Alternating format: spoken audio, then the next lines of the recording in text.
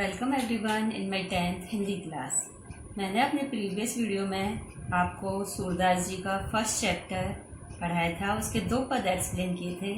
आज मैं उनका तीसरा पद एक्सप्लेन कर रही हूँ। सूरदास जी ने अपने तीसरे पद में गोपियाँ उद्धव की योग साधना के बारे में, गोपियाँ उनके योग साधना के संदेश को कड़वी ककड़ी के समान बता रही हैं और एकनिष्ठ प्रेम में अपना दृढ़ विश्वास जताती हैं।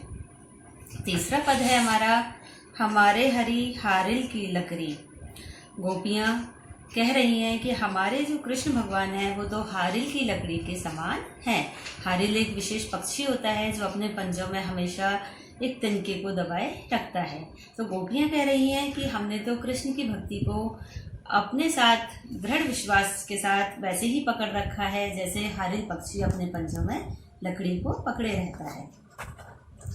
वो कह रही हैं कि मन क्रम वचन नंद नंदन और यह दृढ़ करी पकड़ी। हमने तो उस नंद बाबा के नंदन यानी पुत्र को अपने हृदय में मन क्रम और वचन से, मन से, कर्म से और वचन से दृढ़ विश्वास के साथ पकड़ रखा है। सुनत जोग लागे है ऐसो जो करई ककरी। अब उद्धव के द्वारा जो योग का संदेश दिया जा रहा है वो अब ऐसा लग रहा है जैसे हमें कोई कड़वी ककड़ी खिला दी हो। यानी हम तो श्री कृष्ण से एकनिष्ठ प्रेम करते हैं, लेकिन अब हमें ये योग का संदेश बिल्कुल अच्छा नहीं लग रहा है। एक कड़वी ककड़ी खा लेने के समान हमें लग रहा है। यह तो सूतो व्याधि हमको ले आए, देखी सुनी न करी। यानी हे उद्धव, आप तो हमारे लिए एक ऐसा रोग लेकर आए हो जो हमने ना तो कभी देखा है, ना सुना है और ना ही हमने इसको किया है। यानी योग उद्धव के द्वारा जो योग का संदेश दिया जा रहा है वो उनको बिल्कुल भी अच्छा नहीं लग रहा है। यह तो सूर तिनहि ले सौंपो जिनके मन चक्री। हे सूरदास, इसे तो आप उन्हीं को सौंप दो जिनके मन चक्र के समान इधर उधर घूमते रहते हैं। यानी जो योग का संदेश उद्धव लेकर आए हैं वो उनको बिल्कुल भी अच्छा नहीं लग रहा है और वो कह रही हैं कि हे कृष्ण उद्धव, आप इसे उन्हीं को सौंप दो जिनके मन इधर उधर घूमते रहते हैं। हमने तो श्री कृष्ण से एकनिष्ठ प्यार किया है और अब हम उनको नहीं छोड़ सकते हैं। अब हमारा जो दूसरा पद है चौथा पद है। चौथे पद में गोपियां उद्धव को ताना मारती हैं कि कृष्ण ने अब राजनीति पढ़ ली है।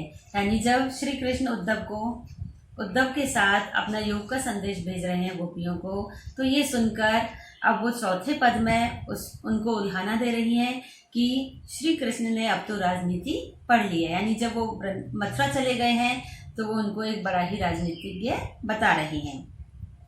हमारा चौथा पद है,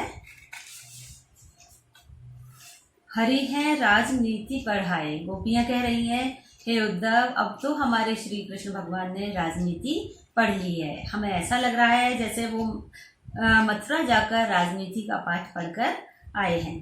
समुझी बात कहत मधुकर के समाचार सब पाए। हे मधुकर, हे उद्धव, यहाँ पर मधुकर उद्धव को ही कहा गया है। गोपियाँ कह रही हैं कि हे उद्धव, हम आपकी सारी बातें समझ गए हैं, जो कुछ भी समाचार आपके साथ भेजे हैं उन सबको हम अब अच्छी तरह समझ गए हैं। एक अति चतुर होते पहले ही।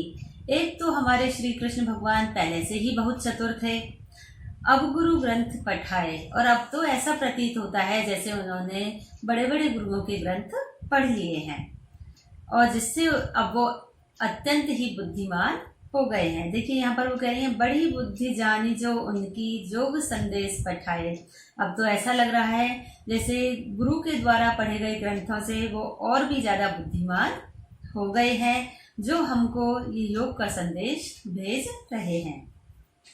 ऊधो भले लोग आगे के परहित डोलत धाए। हे उद्धव, जो पहले के लोग होते थे वो बहुत ही भले होते थे, जो दूसरों के हित के लिए ही यानी परहित के लिए ही हमेशा तैयार रहते थे। अब अपने मन फेर पाही हैं, चलत जो हुते चुराए।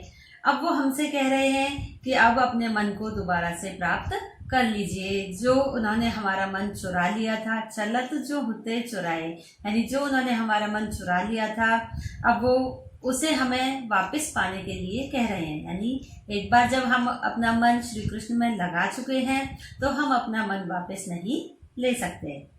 ते क्यों अनीति करे अपुन, जे और अनीति छुड़ाए। यानी जो कृष्ण भगवान हमें अनीति से यानी अन्याय से हमें बचाना चाहिए था, यानी राजा का कर्तव्य होता है कि वो अन्याय से अपनी प्रजा की रक्षा करे, लेकिन जो काम उन्हें ये करना चाहिए था, अन्याय से हमें बचाना चाहिए था, लेकिन वो तो हमारे साथ अब अनीति कर रहे हैं। यानी वो खुद ही हमारे साथ अन्याय कर रहे हैं और कह रहे हैं कि अपने मन को वापस ले लीजिए। राजधर्म तो यह कहे सूर, जो प्रजा न जाहि सताए। हे उद्धव, राजधर्म तो वह होता है जो अपनी प्रजा की रक्षा करे, यानी प्रजा को सताए नहीं।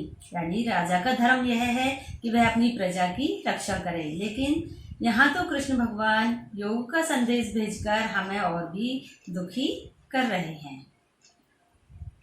अब मैं अपने अगले वीडियो में आपको इसके अपने चारों पद एक्सप्लेन कर चुकी हूँ। मैं अगले वीडियो में मैं आपको क्वेश्चन आंसर्स एक्सप्लेन करूँगी।